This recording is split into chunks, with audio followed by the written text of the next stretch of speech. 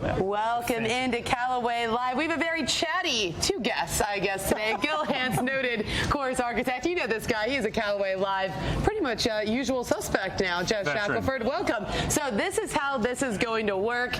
Gil, you have a pretty important week coming up in Rio. Of course, you designed that golf course from scratch. So I thought I'm going to take you on in a game of 2-minute Pictionary. I'm going to draw my most creative par 4. You're going to draw your most creative par 4. Shaq is going to make sure he keeps time, 2 minutes, and then we're going to judge. By the way, if you are watching this right now, you get to judge online as well. Hashtag Chow will be posting this on Twitter, so send your votes in. Vote for me. I need all the help I can get here. I feel like this is pretty unfair. So are you ready to go? Let's get go. On your side. Can I peek? No, there's no peeking. All right, are you ready, no Shaq? pushing the board. Let's keep it clean here. All right, let's go. Let's do this. Go.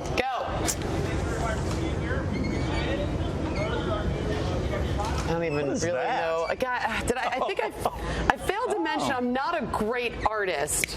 How's that looking so far? Well, it's green. I don't know what that is. You've just been at one of the great Tillinghast courses in the country, Amanda. I have. Okay, so maybe I should do like those cross bunkers that Tillinghast is known for? Is that what you're thinking? Tilly would be nice, yeah. Okay, all right. Yeah, you are dealing with one of the best drawers on the planet. Yeah, which is, right I'm here. telling you. It's not fair. So I'm gonna take that into account, though. Thank you. Yeah. Well, now he's kind of gone a little wayward here. What if I do? What the heck? What is that? Well, we're gonna do like a little moat. Okay, what about a moat? Oh dear. A moat. And maybe it's like a little maybe we do like animals. About 50 seconds. You're doing so this pretty is actually well. the only thing What I is can. This? That's an elephant butt. It's the only thing I can actually draw. Elephant Fun butt. fact. Yes. I see. Okay. Will you be doing some balloons or some baton twirling later? We could be. We could be. Okay. Come on, you need to embellish, Gil. I think maybe this is like thicker. She's doing elephants. Really? Yeah, can I phone a friend? Can you help me out here? Can I give this to you? Wait, that's not right. Yeah, time's up, by the way. Time is up. Yeah. Okay. Well, why don't we start with your drawing do you want me here? to talk you through this? Yeah, quick talk. Okay, so it is a pretty monstrous par 4. Whoa, Gil, over that's here. 2 shots on. If you're not cheating, you're not trying, I guess, over here. All right, so Gil, come on over. We got some water on the left. We have a moat around the green. We got some cross bunkering because I was inspired by Baltusrol. And this is really deep rough over here, U.S. Open-esque. And then we have an elephant butt because that's really the only thing I've ever been able to draw. So that's the tee box. Oh, I was going to ask where the tees are. That's the tee box. Short par 4. Nice. Okay. Well, this isn't too. Yeah. So what do you think? How could I maybe have improved this? Would you design There's an a hole eraser like here this? somewhere. The elephant butt is the most. That's interesting. I've never Elephant seen butt for the that. win. Desmond Muirhead. Okay. That could be. So Well, maybe keep that in mind for your next course design. Okay. All right. Let's So come around here. wow, this looks like a whale. Yeah. So, as an ode to our corporate sponsor, we've got the Callaway logo. We've got This is why you are one of the best of all the time. boomerang. I know you're a big fan of I'm boomerang a big fan of the boomerang green. So we got pulling at my heartstrings. kind of playing around the bunkers off the fairway. There we go. Well, Gil, you're a company man through and through. For the win. The Callaway logo is in there. Yeah. You're conceding the match. I think I may be conceding. Because of the logo. I am. Yeah. The elephant butt was a close second. Off of me of having to, All right. Well, remember, you can keep sending your votes in just because I say Gil. Oh, here we go. Here we go with the elephant. Now her elephant's way better. That's the only thing I can draw better than Gil Hanse. You saw it here. This kind of stuff only really happens on Callaway Live for a reason. Great job. Great match, sir. Yeah, all right, guys. Callaway Live, we're about to kick off. It's going to be great talking all things Rio and beyond. Enjoy Callaway Live. Let's go.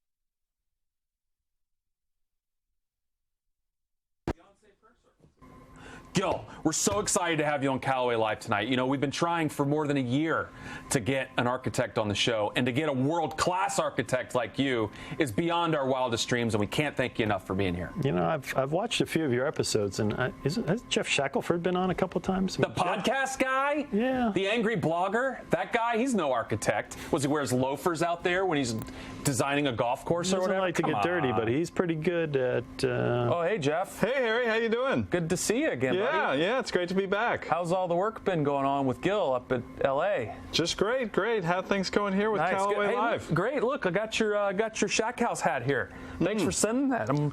Looks good on me, too. Yeah, super. Yeah. Hey, Harry, don't you have a show to do? Oh, live show? No script? What could possibly go wrong?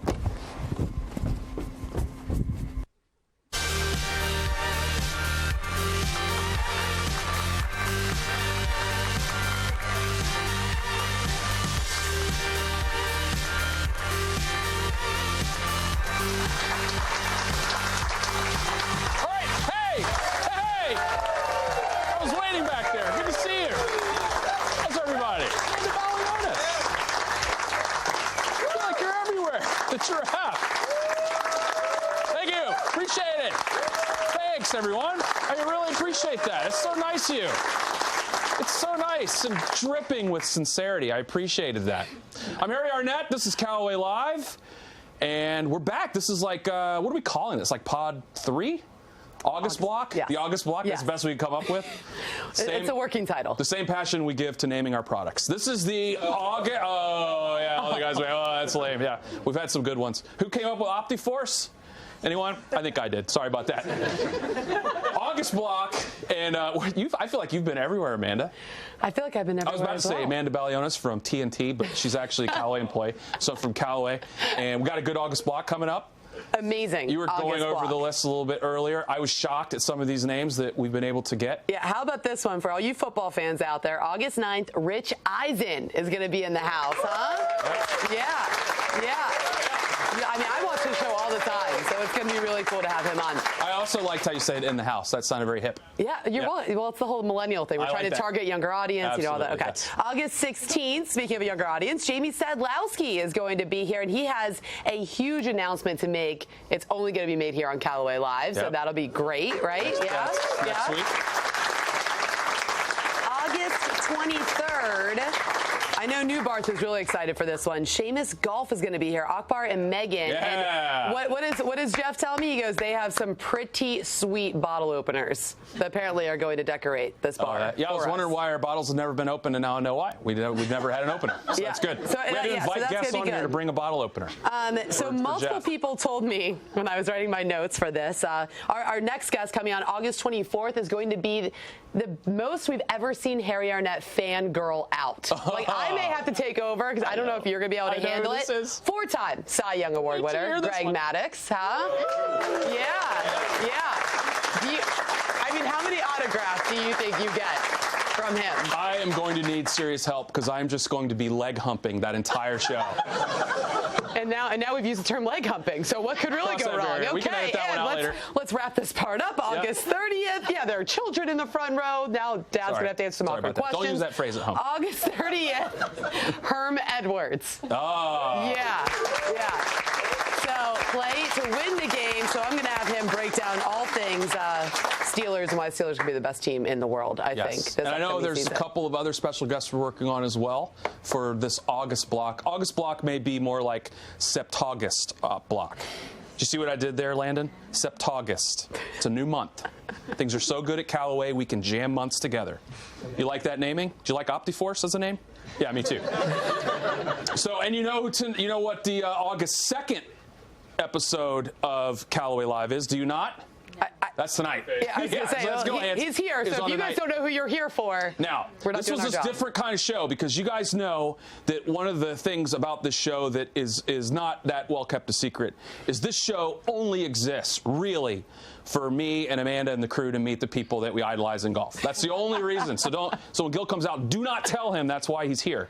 But Gil is a guy that we have all just looked up to for a very long time. He is the preeminent architect in the world today. He's done a lot of top projects, which I'll go over in a second. And he's also his biggest project, which is why this is a little bit of a different show for us, is he's the chief architect, the architect of the Olympic golf course down in Rio. Now, you'll notice that I didn't use a word of what they'll be doing down there. Our lawyers in the office, we got a very long list from the IOC of things we can and cannot say. Correct.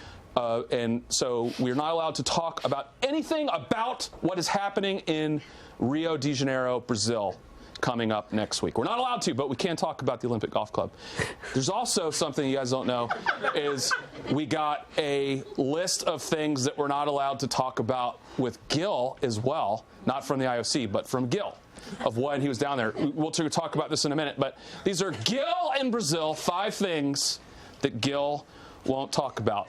Here they are, and I'm going to read them off of this card, off of this handwritten card. 5 things he won't talk about. Number 1, how many times he had to listen to Copacabana when he was in Brazil.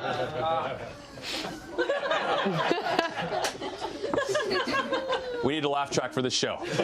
Number 2, I told you, many of these jokes will fail and fail miserably. Number 2, you guys heard, we're not allowed to talk about this, the little bit of an alligator problem down in Brazil. There we go. That is not a Photoshop picture. You know what I'm gonna do? I'm gonna improv a little bit, and we're gonna go through these jokes really fast. So the third thing is, you probably heard it, safety is not a concern down there. There was absolutely no organized crime issues at all with down there. So that's Gil was not writing Goodfellas 2. Blame it on Rio. There's Gil. Little tiny hands on Gil there. Number 4 thing we're not allowed to talk about is they used Gil for the overflow traffic for people wanting to see the Christ the Redeemer traffic.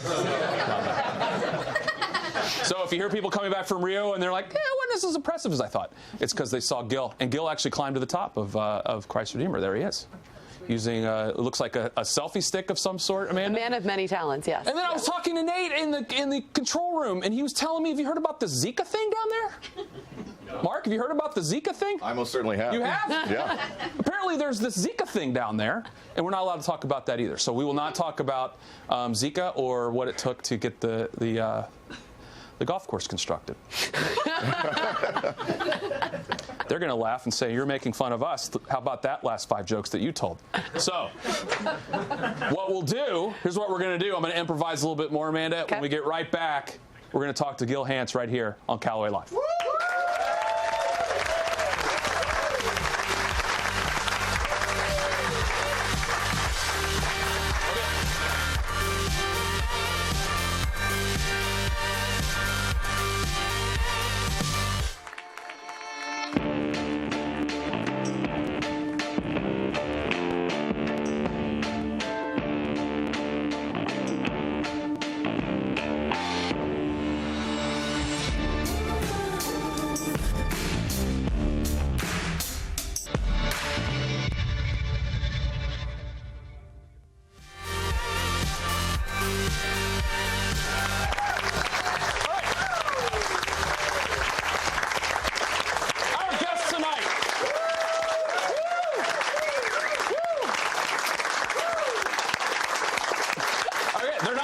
They're saying Gil. Is that what it is? Our guest tonight is, for my money, the preeminent architect in the entire world today. And I'm going to go over just a little bit of the list of the projects that he are either original designs or things that he has worked on as a renovation or a restoration. Do you want to hear this list? I do. Okay, I'm going to tell you. These are original designs. Did you guys know he did the Olympic golf course down in Rio? Did I mention that? Okay. LACC South, the South course. The U.S. Open is going there. Gil did that. Streamsong Black, which will be opening, I think, in a year down in Florida. Rustic Canyon, he did. And you know that's a good one because he had the albatross of Jeff Shackelford helping him on that one. Boston Golf Club. Mossy Oak Golf Club. He did a course called Trump Doral. Now, Donald Trump doesn't like us to mention his name because he doesn't like the publicity. But it was, he did the Trump course down there. TPC Boston. Listen to these restorations. LA North, Catanset, Myopia Hunt, Southern Hills, Oakland Hills, Plainfield, Quaker Ridge, Fisher's Island, Fenway, Wingfoot, Marion, and many, many more. And now's the time when someone should yell out, and One Direction. And one. That was a little Irv Azoff joke for last fall. Please welcome to Callaway Live, Gil Hance. There he is. Gil Hance, we're going to hug it out. You too. Have a seat. Thank you. Raise your hand if any of you have gotten a hug from Gil Hance. None of you. I have. Thanks for being here. Thank you.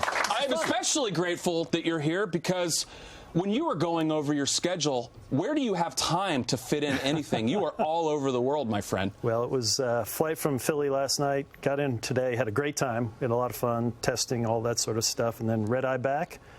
Then Wednesday morning off to Rio. Off to Rio. So how does one, Penny, I work with Penny, and she and Carol up there. Was Carol here? Carol's not here. Carol's like, do you know how Gil got started? I was like, I think I do. She said he was a liberal arts guy in college. Absolutely. And then he decided to go down this wild world of architecture. How did that happen? So I get a degree in political science and history, which is one of those degrees like, what do you do now afterwards? And so I decided, because I didn't have a job, to go to grad school. And I wound up going to Cornell to study city and regional planning. But I met a gentleman who was there to be a golf course architect. I was taking a landscape architecture class, and at that point in time, I just decided that's it. I've doodled golf holes. My grandfather introduced me to the game. I loved golf. Not very good at it, but I loved the game. And it was just sort of light bulb went off. Tracy, my wife, I went home, said this is where I want to go with this, and she was incredibly supportive. And a lot of times people think that when you take golf course or agronomy, it's just an excuse to be able to know how to grow all kinds of exotic weeds. Is this true? Yes, that is true. So yes, the common perception is correct. So how did you get a job coming out of that just as a grad student? So I got really lucky. There was a gentleman 4 years ahead of me at Cornell who you may have heard of named Tom Doak. Yes. Who's one of, if not the top golf course architects in the world. He had just left Pete Dye. He and I won a scholarship to go spend a year in Great Britain. He won it in '84 and I won it in '88. And so I wrote him a letter saying, hey, can you give me some advice on how this has helped you out? He wrote me a nice letter, said, if you want to, I'm doing my first solo golf course, come work with me in the summer and then take off and go to Great Britain. I went back after finishing the year in Scotland and England, finished up at Cornell, and then Tom offered me a job full-time. I was his first employee. I was there for 4 years, started my own company, so I got really lucky that I learned from one of the best at sort of a very early time in his career, so I had direct access to him. So what's the fraternity like? Because there aren't a lot of golf course architects out there, especially working ones. What's that fraternity like? It's kind of petty. No, we get to wear these really ugly jackets. Have you ever seen this sort of plaid? They look like when they win the Heritage in Hilton Head. Yeah. It's an interesting group. I mean, obviously, any sort of design group, you're going to find egos and there's competition because you're right. It's such a small industry. It's gotten smaller and smaller over the last 6 or 7 years with the economic downturn. But I think for the most part, I mean, the guys that I respect the most in the business, Tom Doak, Bill Coore, Ben Crenshaw, there's a certain camaraderie and collegiality amongst that group. I think we all believe in a certain way to design golf courses, very minimal in their impact on the landscape and very classic in their approach to strategy and design. And I think that group is getting bigger and bigger, and I think that's an enjoyable part of it. So what is that process when someone calls you, let's say a rich guy like me calls you, that was a joke.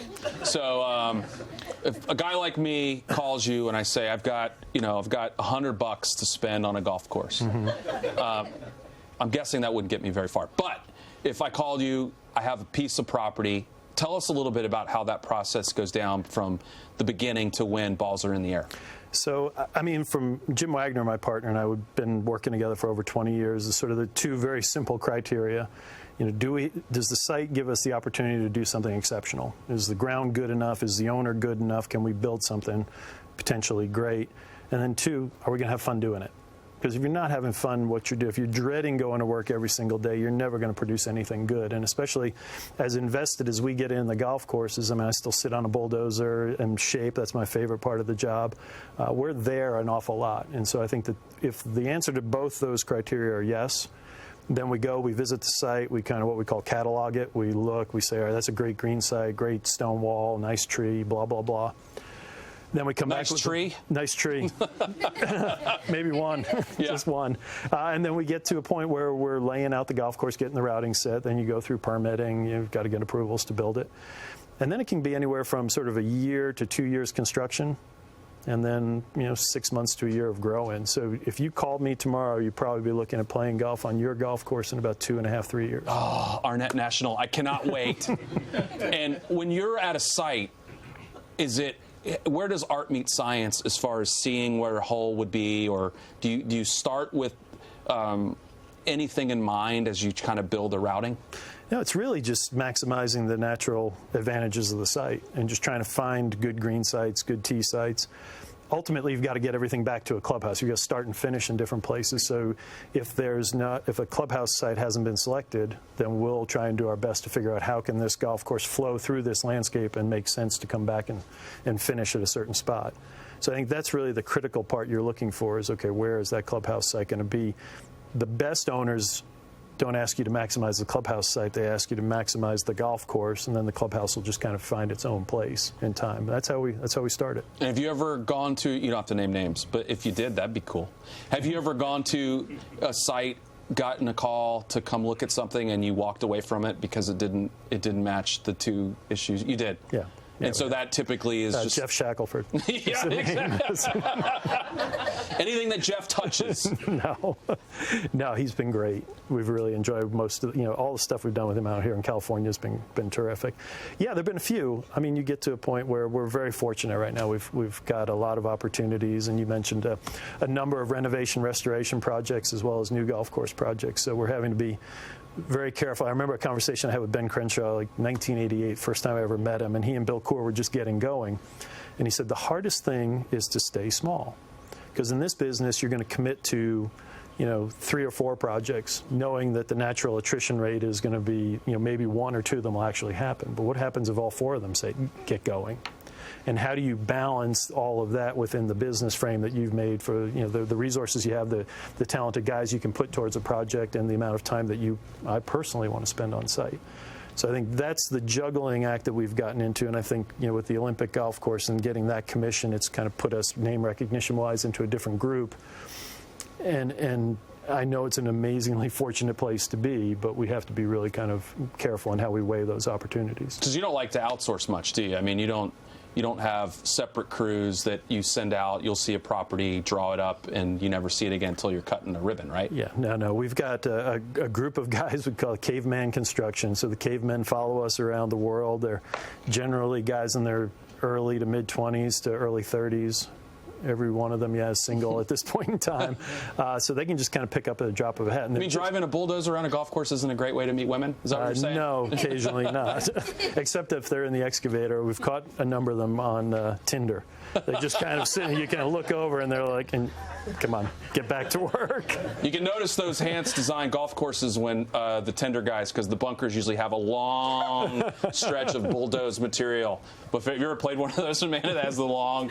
No, I'm lost. I know you've never met I'm going to stay so far away from where this conversation's going. You're not going to weigh in on meeting guys and bulldozers on Tinder? I thought for sure you'd jump in on that. No, I'm not. Has there ever been a golf course that you passed on that you regret passing on, that you look back now and you're like, ooh, that could have been good?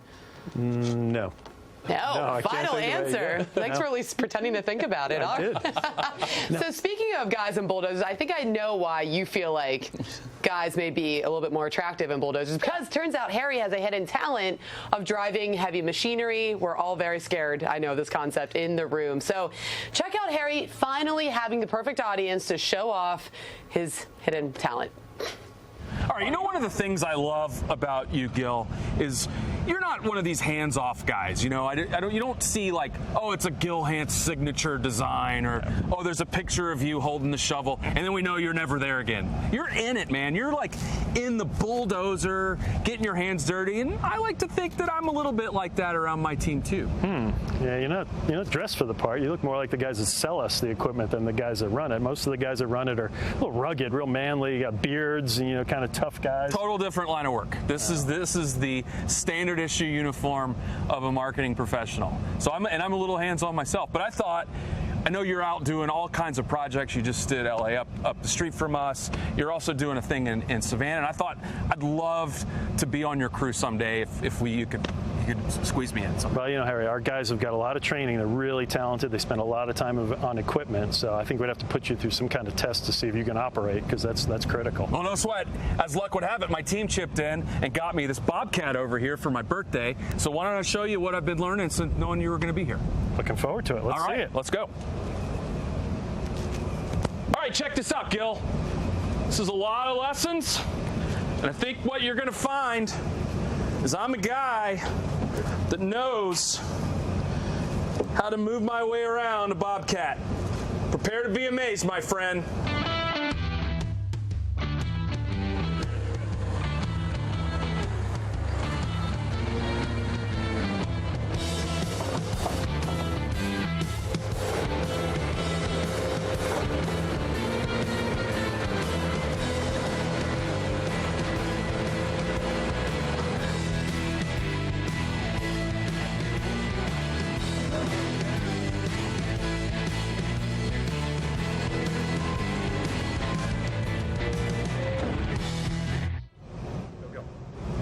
Harry, that was amazing. I've never seen anything like that before. I am so impressed. The testosterone must have been flowing, the beard, the whole thing. I always go fake beard when I ride these things. I felt like I could have done a little better with the wheelie, but I thought it was okay. Yeah, well, we've got a jet ready to go. We've got a project in Georgia. We got you the 18th green, your name right on. Yeah, let's start small. 18th green sounds good. Perfect.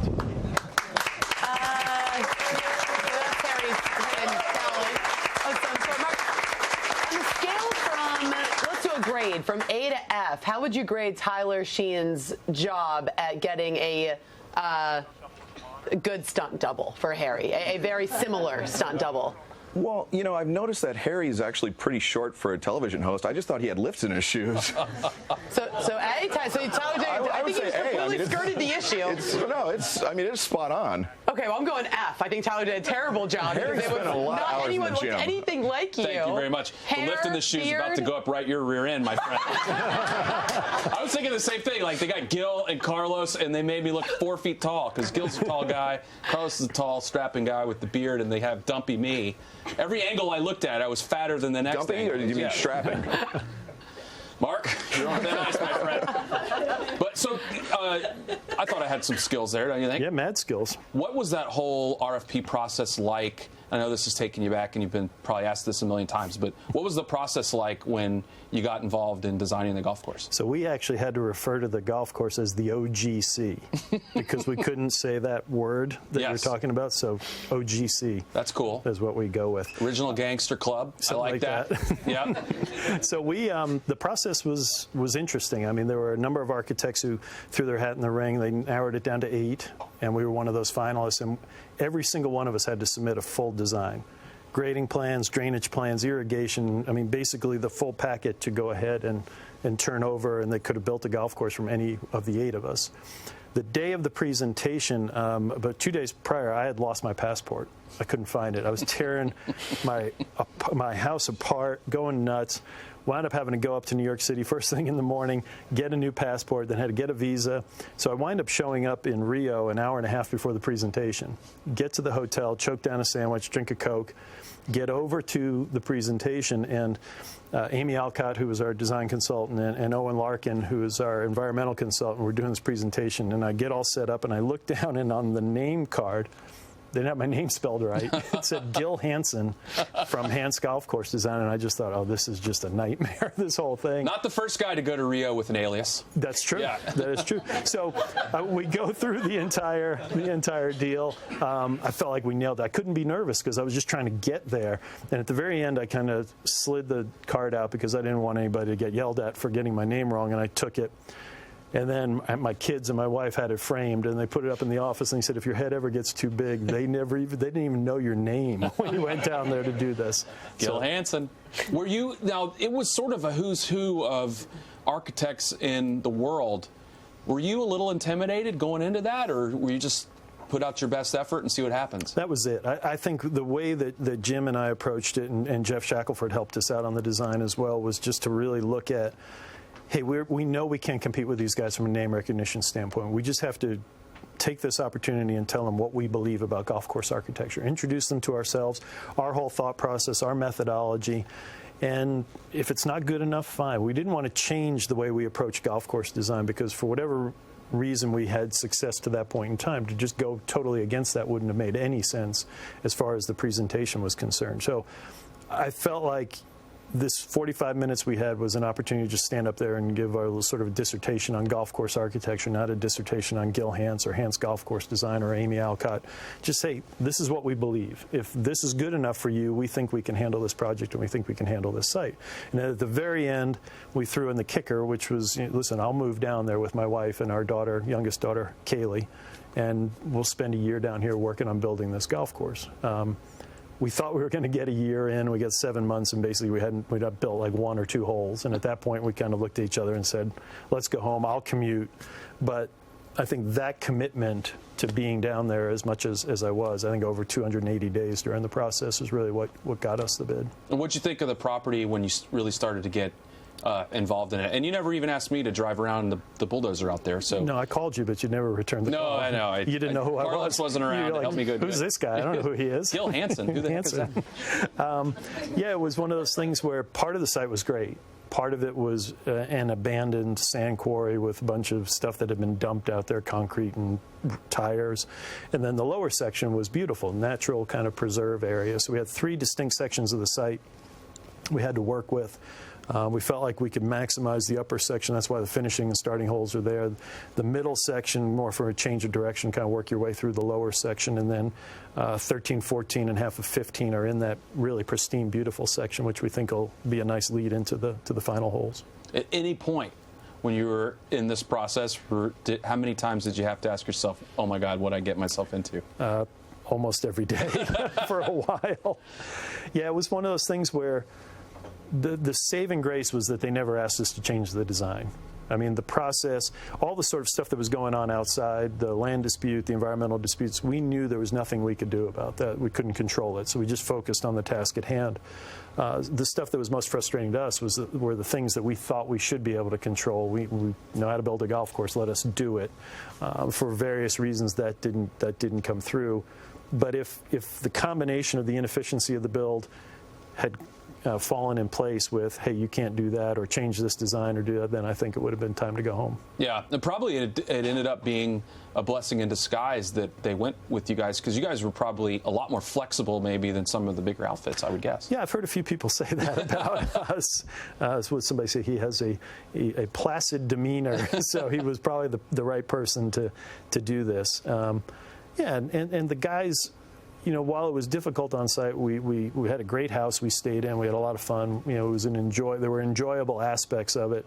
And now, sort of with the distance and separation, you look back and you think, and I see pictures of it, I just feel immense pride, and the frustration's completely gone. Well, it looks beautiful. Are you going to be nervous father next week when the world sees it? Yeah. For the first time? We will be. I always am. I mean, I like to be out on the ground walking and watching and seeing. But yeah, it's a funny thing. Sometimes you get nervous. It's going to be too hard. I'm almost afraid it's going to be too easy. And I don't necessarily think that's a bad thing, because I think, the Olympics are going to be viewed by a lot of people in the world who've never watched golf or just casual golf fans. And if they're seeing men and women making birdies and eagles and exciting golf, and if the scores are good, that's fine, because I think that's ultimately we're trying to attract an audience and get people to love the game of golf like we do. And I think while there's a certain level of people who really appreciate the grinding U.S. Open style thing, I think the casual golf fan probably won't want to see that. But we got to hope for 2 things. Hope for the wind to blow and hope for it to be dry and the golf course to be firm. And if both those things happen, then I think we'll have a pretty good test on our hands. Well, we can't wait to see it. We can't wait to see the golf course. Thank you so much for traveling all the way across the country to see us, and we know you're busy, and we'll be looking for you on TV, to walking around planting seeds in people's ears to clap loudly while they're watching the golf. I will do that. Thank you. That's Gil Hanse, not Hansen. Everybody, next week. We'll see you next week on Callaway Live with Rich Eisen. Thanks, everybody, again. Thanks, Gil. Appreciate it. That was great. Gil Hanse.